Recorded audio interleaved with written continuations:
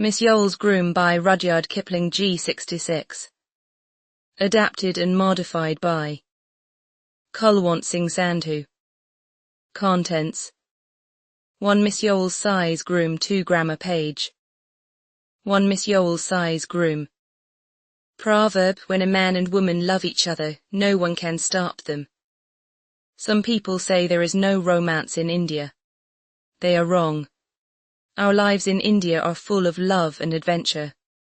Sometimes there is even more than we expect. Strickland was a police officer. People did not understand him. They thought he was strange and avoided him. This was partly his fault. Strickland believed a police officer in India should know everything about the local people, called natives. He wanted to understand their lives as well as they did. In all of Upper India, only one man could disguise himself as a Hindu, Muslim, or any other person. This man was respected and feared by the natives. They believed he could become invisible and control spirits. But the British government did not reward him. He never got to work in Simla, a beautiful hill station, and few English people knew his name. Strickland admired this man. He followed his example and spent 7 years learning about native life. He explored places no respectable Englishman would visit. He learned secret songs, dances, and even thieves' language. For example, he knew the Halihuk dance, a religious dance that is very energetic. He helped at a secret ceremony called the painting of the death bull, which no Englishman was allowed to see. He caught a horse thief alone near a tark, and even led a prayer in a mosque like a Muslim priest. His greatest success was solving the Nazaban murder case. He spent 11 days disguised as a fakir, a holy beggar in Amritsar. But his bosses were not impressed. They said, why can't Strickland stay in his office, write reports, and behave like a normal officer? So the murder case did not help his career. Still, Strickland continued exploring native life. He loved it more than anything, even more than love itself. Strickland was a quiet, dark-haired young man with black eyes. He was interesting to talk to when he wasn't thinking about his adventures. The natives disliked him because he knew too much, but they were afraid of him. When the Youghal family arrived at the station, Strickland fell in love with Miss Youghal. She was young and beautiful. After some time, she loved him back because he was mysterious. Strickland told her parents about their love. But Mrs. Youghal said, the police department pays badly. I won't let my daughter marry you. Mr. Youghal, her father, did not trust Strickland. He told him, stop talking to my daughter.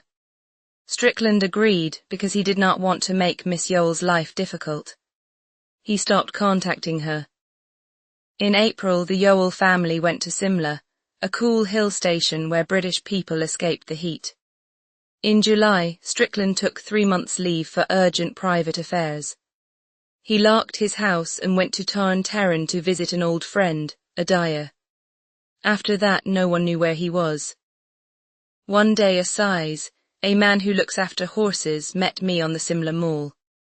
He gave me a note.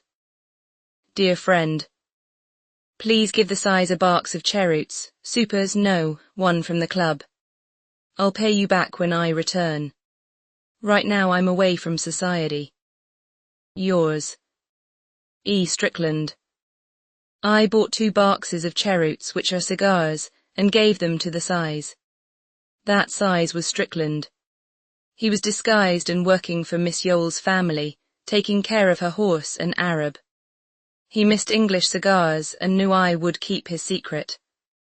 Mrs. Youghal loved her servants. She told everyone about her amazing size, named Dullu. He woke up early to pick flowers for the breakfast table. He polished the horses' hooves until they shone, like a London coachman. Miss Youghal's horse and carriage looked perfect. Strickland, as Dullu, enjoyed hearing Miss Youghal praise him when she rode her horse. Her parents were happy because she seemed to forget Strickland. Strickland said those 2 months were very hard. Another size's wife fell in love with him and tried to poison him when he refused her. He had to stay quiet when Miss Youghal rode with men who flirted with her. He carried a blanket and followed her horse, listening to every word. Once a policeman insulted him, and another time a young officer called him a pig for not moving fast enough. Strickland controlled his anger. But he learned a lot.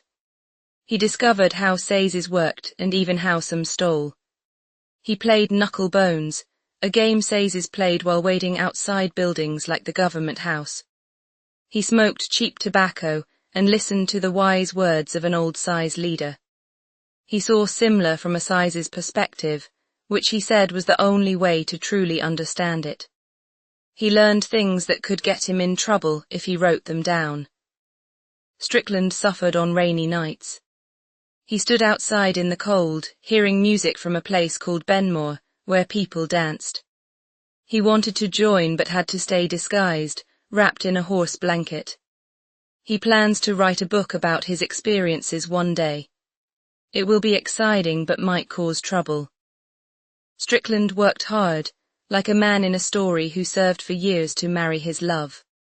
His leave was almost over when something happened.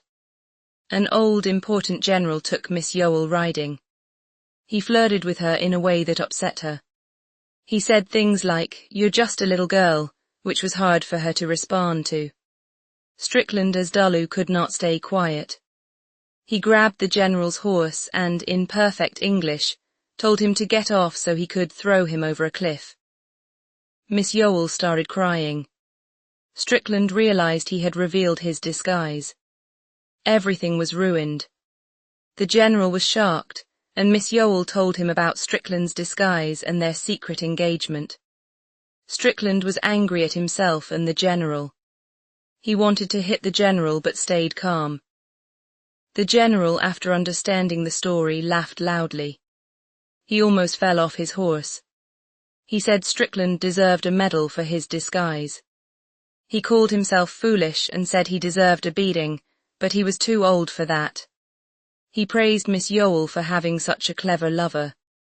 He did not care about the scandal because he liked flirting and thought it was funny.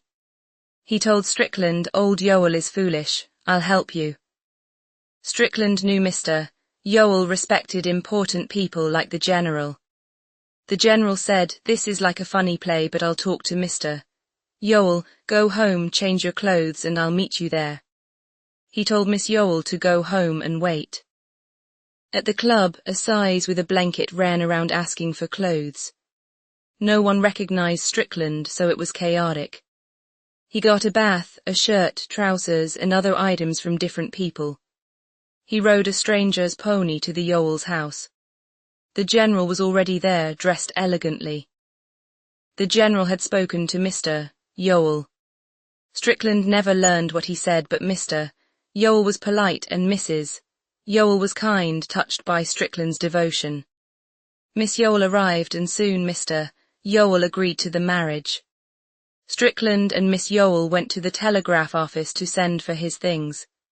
A stranger later asked Strickland about the stolen pony, which was embarrassing. In the end, Strickland and Miss Youghal married. They agreed he would stop his adventures and focus on his police work, which paid better and could lead to a job in Simla.